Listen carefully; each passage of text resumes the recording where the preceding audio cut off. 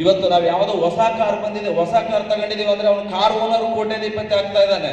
ನಾವು ದಿನನಿತ್ಯ ದುಡಿತಕ್ಕಂಥ ದುಡ್ಡನ್ನ ಖರ್ಚು ಮಾಡ್ತಾ ಇದ್ದೀವಿ.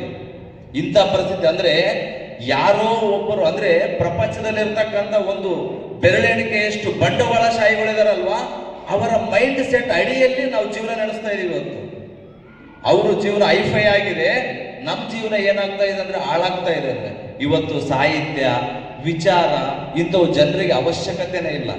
ಆದ್ರೆ ನಾವಿಲ್ಲಿರ್ತಕ್ಕಂಥ ಜನರು, ವೇದಿಕೆ ಮೇಲೆ ಇರ್ತಕ್ಕಂಥವ್ರು ಏನ್ ಮಾಡ್ಬೇಕಂದ್ರೆ ಎಲ್ಲರಿಗೂ ಬೇಡ, 5 ಜನಕ್ಕಾಗ್ಲಿ, ನಮ್ಮ ಸುತ್ತಮುತ್ತ ಇರ್ತಕ್ಕಂಥ 5 ಜನಕ್ಕ ನಮ್ಮಲ್ಲಿರ್ತಕ್ಕಂಥ ವಿಚಾರವನ್ನು ಅವರಿಗೆ ಹಂಚಿಕೊಳ್ಳೋಣ. ಅವರಲ್ಲಿರ್ತಕ್ಕಂಥ ವಿಚಾರವನ್ನು ನಾವು ತಗೊಂಡು ನಾವು ಜೀವನದಲ್ಲಿ ಹಲವಾರು ರೀತಿಯ ಅಂದ್ರೆ ಈ ಸದೃಢ ದೇಶವನ್ನು, ನಮ್ಮ ಸದೃಢ ತಾಲೂಕನ್ನು ನಿರ್ಮಾಣ ಮಾಡಲಿಕ್ಕೆ ಮುಂದಾಗಬೇಕಂತ ಹೇಳ್ತಾ ಇದ್ವಿ. ಅದ್ರ ಉದ್ದೇಶದಿಂದನೇ ಇವತ್ತು ನಮ್ಮ ಅಣ್ಣಯ್ಯ ಸ್ವಾಮಿ ಆಗಿರ್ಬೋದು, ನಾಗರಾಜ್ ಮಸೂತಿ ಆಗಿರ್ಬೋದು, ಬಸವರಾಜ್ ಸರ್ ಆಗಿರ್ಬೋದು, ಎಲ್ಲರೂ ಕಲಿತು ಇವತ್ತು ಈ ರೀತಿಯಾಗಿ ಕಾರ್ಯಕ್ರಮ ಮಾಡ್ತಾ ಇದೀವಿ. ಈ ಕಾರ್ಯಕ್ರಮಕ್ಕೆ ನೀವೆಲ್ಲರೂ ಸಹಕಾರ, ಈ ಮಕ್ಕಳು ವಿದ್ಯಾರ್ಥಿಗಳಾಗಿರ್ಬೋದು, ಇವತ್ತು ವಿದ್ಯಾರ್ಥಿಗಳನ್ನು ಎಷ್ಟು ಇದಾಗ್ತಾ ಇದೆ ಅಂದ್ರೆ ಹೇಳ್ಬಾರ್ದು ವೇದಿಕೆಯಲ್ಲಿ, ಆದ್ರೂ ಅಂದ್ರೆ ಇವತ್ತಿನ ನಾಗಾಲೋಟದಲ್ಲಿ ಇರ್ತಕ್ಕಂಥದ್ದನ್ನ ನಾವೆಲ್ಲದನ್ನು ಕಡಿಮೆ ಮಾಡಬೇಕು.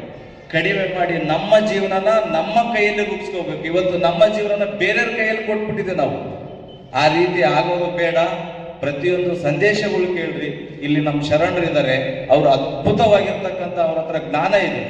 ಯಾವುದಾದ್ರೂ ಕಾರ್ಯಕ್ರಮಗಳಲ್ಲಿ ಅಜ್ಜವರು ಬರ್ತಾ ಇದಾರೆ ಅಂತ ಕಾರ್ಯಕ್ರಮದಲ್ಲಿ ಕುತ್ಕೋಬೇಕು, ಅಂತ ಜ್ಞಾನನ ಪಡ್ಕೋಬೇಕು. ಅದರಿಂದ ನಮ್ಮ ಜೀವನ ಉತ್ತಮ ಜೀವನ ರೂಪಿಸ್ಕೊಳ್ಬೇಕು.